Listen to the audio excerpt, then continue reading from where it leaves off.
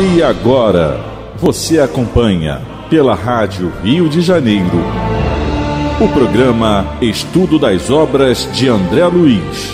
Vamos refletir sobre o livro Mecanismos da Mediunidade. Produção e apresentação, Deusa Nogueira. Queridos amigos ouvintes da Rádio Rio de Janeiro, dando continuidade ao estudo da obra de André Luiz, Mecanismos da Mediunidade, vamos hoje encerrar o capítulo 25, intitulado Oração. E o último tema que ele aborda neste capítulo é mediunidade e prece.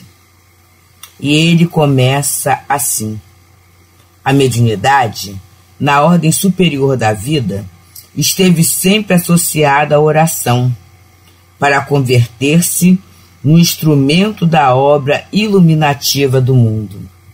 E é muito interessante, meus amigos, porque através da mediunidade, através do fenômeno mediúnico que surgiu, e Kardec, utilizando da ciência da observação, da análise, da comparação e da síntese, nós temos o estabelecimento da fé raciocinada.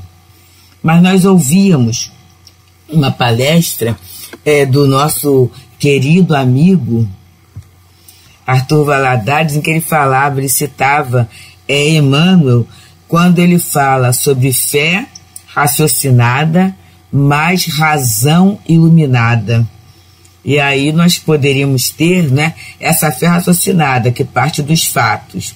Mas será que os fatos me levam a esse movimento de iluminação? E nós poderíamos olhar essa iluminação como utilidade, como aplicação, como uso de determinado conhecimento, né? A gente, no outro dia mesmo, assistíamos uma live sobre organização, tudo isso, e a pessoa que dava a live falava assim: você já pode saber de tudo isso, deve saber tudo isso. A questão é fazer. E aí a gente sempre leva para o nosso lado da doutrina espírita, né? Nós temos um conhecimento muito bom, um conhecimento muito intenso. Agora, a nossa questão está na execução desse conhecimento, né? É o fazer o conhecimento, porque saber, a gente já estudou um bocado, a gente já leu muito, a gente já ouviu muito acerca das leituras, meus amigos. Quanto trabalho, quanto debate, né? A nossa Rádio Rio de Janeiro mesmo, ela é maravilhosa nesse auxílio que ela vem dando a todos nós, que é analisar a doutrina, contextualizar a doutrina, né? Olhar à luz dos fatos que estão acontecendo, a análise dos fatos à luz da doutrina espírita. E nós necessitamos, assim, meditar muito nesta aplicação do conhecimento doutrinário na nossa vida, no nosso dia a dia. Então, quando ele fala da mediunidade na ordem superior da vida, ele está falando não no fenômeno simplesmente, mas na consequência do fenômeno mediúnico, né? Para a obra iluminativa do mundo. E para a obra iluminativa desse mundo que nós fazemos parte ainda, nós sabemos que não temos toda a iluminação que poderíamos ou que deveríamos ter, né? E isso é uma tarefa superior. A gente sabe que necessita de uma assistência espiritual digna, de qualidade. E para que essa assistência espiritual se faça sentir, é a prece que vai estar ali alicerçando, né? É esse movimento da alma em busca do superior, que ao mesmo tempo que a criatura se humilda, ela abre o campo a essa influenciação de excelência, né? Essa influenciação de excelência. É interessante o médium se considerar médium, né? E médium é instrumento. Então o instrumento, ele só vai ter valor quando ele é utilizado, não o instrumento. jogado num canto de qualquer jeito, ele não vai dizer da sua utilidade. Ele vai dizer da sua utilidade desde que alguém o maneje. E é essa a posição da tarefa da obra iluminativa do mundo, né? Nós poderemos ser instrumentos da obra iluminativa do mundo, sim, desde que sejamos manejados, né, com qualidade, com alguém que tenha essa ciência e a consciência da importância da tarefa. E André Luiz continua nos trazendo assim uma parte histórica. Entre os egípcios, hindus, chineses e persas, gregos e cipriotas, gauleses e romanos, a prece, expressão de invocação ou louvor, adoração ou meditação, é o agente refletor do plano celeste sobre a alma do homem. Então, aqui ele está trazendo o caráter universal da prece. Mas a prece não é só do cristianismo. E nós, espíritas, temos, assim, boas informações. Eu estou lembrando agora da obra 2000 anos, de Emmanuel, em que está lá Públio, está lá, e é amigo, né, de Flamínio. E estão as mulheres conversando. Está a nossa Lívia com a nossa Calpurnia. E no momento em que Flávia, filha de Públio com Lívia, está apresentando lá umas dermatites, né, e a doença de pele, a hanseníase, é considerada uma praga, é considerada algo inferior, já que as pessoas daquele nível social não poderiam tê-las, porque eles tinham o pensamento que o nível social, a colocação, o status, né, social, tinha a ver com um privilégio dos deuses, né, que a criatura era muito boa. Era essa a ideia que havia, e até hoje, quando se fala da teologia da prosperidade, muitas vezes se caminha por essa angulação. Então, há um momento que Calpurnia fala assim: já ofereceu sacrifício aos deuses? Porque quando os meus 2 filhos estavam com problema, ofereci aos deuses gêmeos um sacrifício, e logo a situação foi resolvida. E aí Lívia fala, né, das orações que ela faz aos deuses hilares, aos números tutelares. Olha só, números tutelares da família. Já há essa ideia dos espíritos protetores da família, que é perfeitamente lógica, válida, e que até hoje nós temos essa consciência, né? Então, ali a gente tem uma educação entre romanos, né, em que há essa questão da oração. A gente vai ver na Grécia também os filósofos, né, falando sobre essa ligação com o ser superior, sobre a necessidade dessa ligação com o ser superior.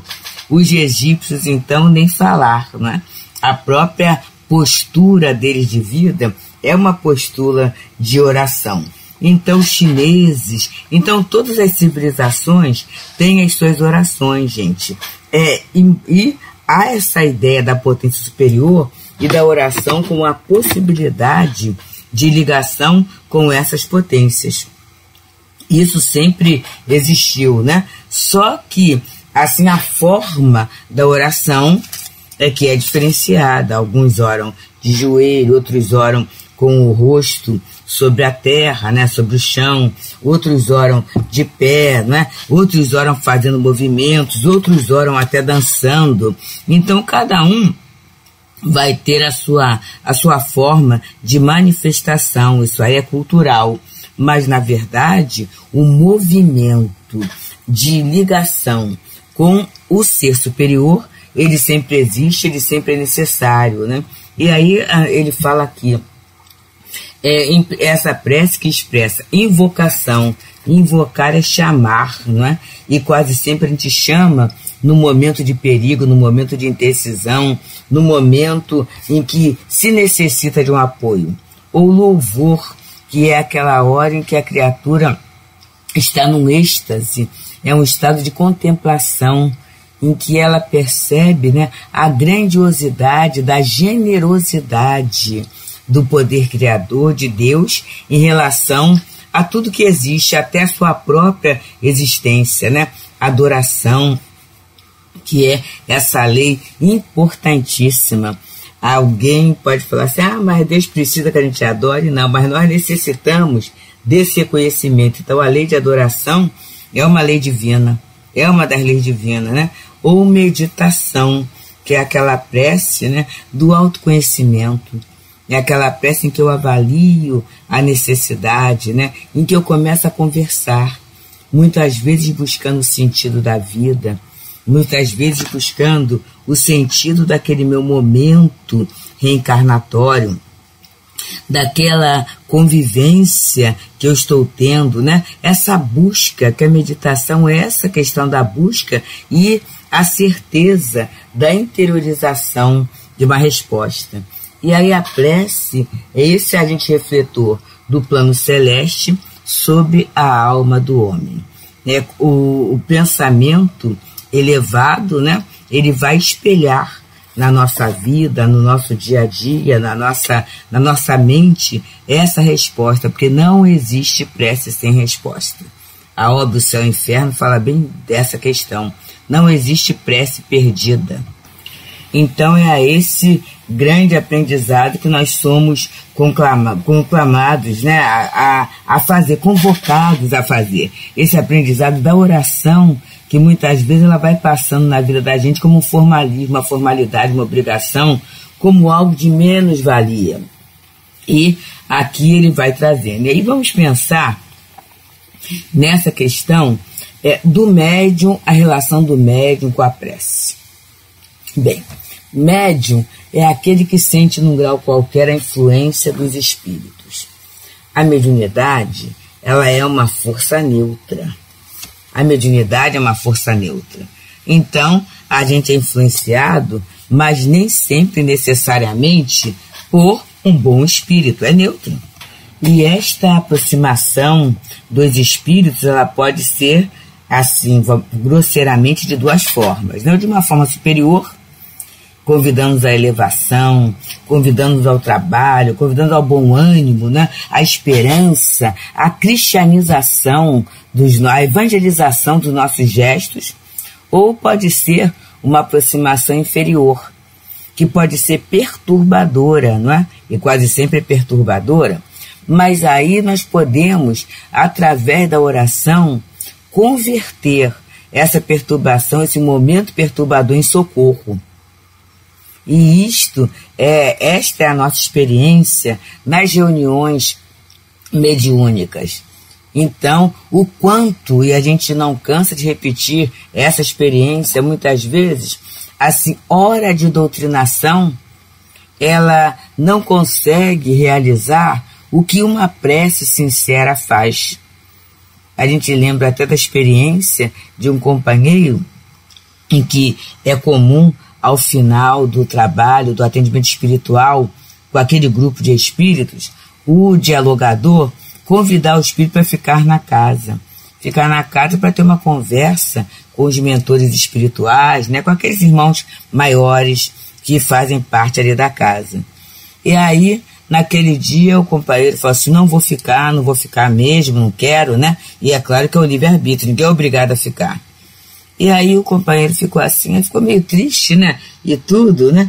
E aquele sentimento, que pena, né? E aí daqui a pouco o espírito falou assim, eu vou ficar assim. Eu falei, mas o que fez você mudar de ideia? E você, eu vou ficar porque você ficou muito triste. Você ficou muito triste pela minha não estada. E a sua oração, né, por mim, que sou um desconhecido seu, isso aí me tocou. Olha só, meus amigos. Então, esse coisa de dialogador é alguém que tem uma boa capacidade de argumentação, é um companheiro que tem uma boa experiência doutrinária, né? Tudo isso. Mas no final foi a prece o ponto de apoio para que aquele companheiro ficasse na casa espírita e a partir dali recebeu o amparo, a orientação, né, dos espíritos superiores que fazem parte da cúpula da casa, aqueles trabalhadores, né, empenhados no trabalho do atendimento espiritual. Então, meus amigos, estamos nós estudando essa obra Mecanismos da Mediunidade, através dos amados médiuns Francisco Cândido Xavier e Valdo Vieira, no capítulo 25, intitulado Oração. E estamos no último tema desse capítulo, que é mediunidade e prece. E aí André Luiz vai trazendo para nós alguns aspectos da oração. Orando, Moisés recolhe no Sinai os mandamentos que alicerçam a justiça de todos os tempos. Olha que interessante, né? Então, Moisés tinha uma missão a realizar, que era a libertação do povo hebreu e trazer a primeira revelação para o Ocidente, né? Através dos 10 mandamentos. Mas ele faz o quê? Olha a questão da prece, ele se recolhe lá no Monte Sinai, ora e aguarda. Olha que Moisés era um médium potentíssimo de efeitos físicos. Ele poderia, né, em princípio, confiar na sua própria mediunidade para a produção do fenômeno. Mas ele se recolheu, ele orou, e a gente sempre diz, né, ele aprendeu essa metodologia lá entre os egípcios. Ele foi o iniciado, ele aprendeu a usar a mediunidade. E aí a gente fica pensando nessa necessidade do recolhimento e da oração, da meditação para nós médiuns. Muitas vezes o médium se sente incomodado e ele quer trabalhar chegando do jeito que chegou, a hora que chegou, daquele jeito, ele quer trabalhar assim. E ele se esquece, né? Ele se esquece de alicerçar esse ensinamento da oração, muitas vezes até menosprezando o momento de preparo da reunião, que a gente sabe que toda reunião mediúnica ela é antecedida de um pequeno estudo, é um breve estudo mesmo, mas esse breve estudo ele visa a harmonização das mentes para que o trabalho ocorra. Então muitas vezes o médium acha que ele já tem segurança na mediunidade, é porque ele está antigo na mediunidade, então é só chegar que o fenômeno vai acontecer. E é uma forma equivocada de olhar a mediunidade como simples meio de produção de fenômeno. Não é isso, ele fala aqui. O médium é um instrumento da obra iluminativa no mundo. Então não é só o fenômeno, que o fenômeno ocorre a todo momento, em todos os grupos sociais, né? Em quaisquer condições o fenômeno vai ocorrer. Porque a comunicação, a lei de sociedade é uma lei da natureza. Mas a questão é ele ser esse instrumento, esse refletor, né, desse plano celeste da humanidade. Para isso, meus amigos, se a gente colocar bem a mão na consciência, a gente vai ver, né, que a gente está bem longe do estado primitivo, com certeza. Mas também a gente está bem longe do estado angelical. Então, há um preparo para a tarefa. Eu posso até falar assim, mas eu não sou missionária como Moisés. Não sou missionária como Moisés, mas eu tenho um papel que foi aceito na plano espiritual para o desempenho da ajuda à humanidade, a essa mesma humanidade que eu faço parte. Então Moisés orou, e para receber esses mandamentos, receber através da mediunidade de efeitos físicos, que alicerça a justiça de todos os tempos, né? E igualmente em prece, continua André Luiz, seja nas margens do Genezaré, ou em pleno Tabor, respirando o silêncio do Getsemane, ou nos braços da cruz, o Cristo revela na oração o reflexo condicionado de natureza divina, suscetível de facultar a sintonia entre a criatura e o Criador. E é muito interessante que Jesus, ele pede, né? Pedro, Tiago e João, a gente lembra daquela questão do velar com Jesus, né? Em que eles são convidados a ir com Jesus para orar, mas eles dormem, eles dormem.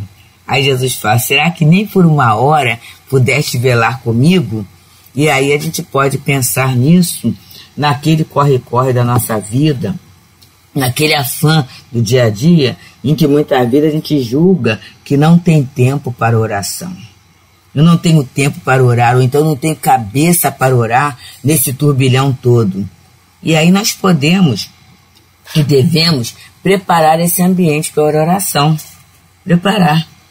Como? Se na minha casa é uma barulheira, é uma dificuldade, mas será que eu não tenho nenhum recantinho em que eu possa estar, qualquer que seja o recanto, gente? Porque muitas vezes a gente fantasia, né, e ainda olha com todo respeito a ideia do templo, o templo adornado, né, o templo bonito, aquele local só para oração, mas muitos de nós na reencarnação não temos esse espaço mesmo, não. Pelo local que moramos, né, pelo grupo familiar que fazemos espaço, nós não temos esse espaço. Mas nós podemos criá-lo, nós podemos desenvolvê-lo. E essa é a grande tarefa, né, que é dada ao médium cristão. Ele ser um ponto de referência, um ponto de luz onde ele estiver. Muitas vezes até num quintal, num local sozinho, né? E ele vai, naquela hora, ele vai pensar em Jesus. Mas como pensar em Jesus? Pensar num tema de Jesus, numa passagem de Jesus. Pensar num aspecto da natureza. E quando ele olha a natureza, ele vai vendo Deus. É como se ele dialogasse com aquele episódio, com aquele movimento natural, né? Então, tudo isso vai fazendo, né, com que ele vá se movimentando as potências da sua alma. Ele vai saindo daquele dia a dia, ele vai saindo daquela conturbação, né? Ele vai saindo daquela dificuldade e ele vai se interiorizando. À medida que ele se interioriza, ele entra nesse estado de meditação, que é reconhecer a sua necessidade daquele momento. É um pedido? É uma louvação? É um agradecimento? Qual é o seu estado daquele momento? E ele vai se alicerçando e absorvendo as forças superiores da criação. Ele vai sendo um ponto de atração desses bons espíritos. E muitas vezes, meus amigos, aquele médium simples, ele vai ser um ponto de referência para aquela família. E quem sabe até para aquela comunidade. E aí a gente entra naquela posição que André Luiz faz, dele se converter em instrumento da obra iluminativa do mundo. E aí ele vai tendo, né, na oração, esse reflexo condicionado da natureza divina que vai facilitar a sintonia entre a criatura e o Criador. Então a gente poderia dizer que a oração ela irá encurtando essa distância que a gente mentalmente e até pelo próprio conhecimento evolutivo a gente vai vivendo, né? A gente vai vivendo e vai tendo muita dificuldade nessa questão. Então a gente vai assim, vamos dizer assim, aproveitando sempre. A gente vai qualificando mesmo, né? Essa possibilidade, e a gente vai experimentando, porque cada um de nós vai tendo assim a possibilidade de se entender filho de Deus. Cada um de nós vai ter a possibilidade de entender a reencarnação como médium, né? Como médium, como um feixe de luz, como um sinal de luz, como um sinal de cuidado em nossa vida, para que a gente exerça não apenas o fenômeno mediúnico enquanto técnica, mas para que a gente exerça a visão da nossa vida como irmão, a visão da nossa vida como trabalhador, a visão da nossa vida como irmão de Jesus. Então nós podemos pensar nisto e vamos cultivar a oração na mediunidade desde já. Muita paz. A Rádio Rio de Janeiro apresentou o programa Estudo das Obras de André Luiz. Produção e apresentação, Deusa Nogueira.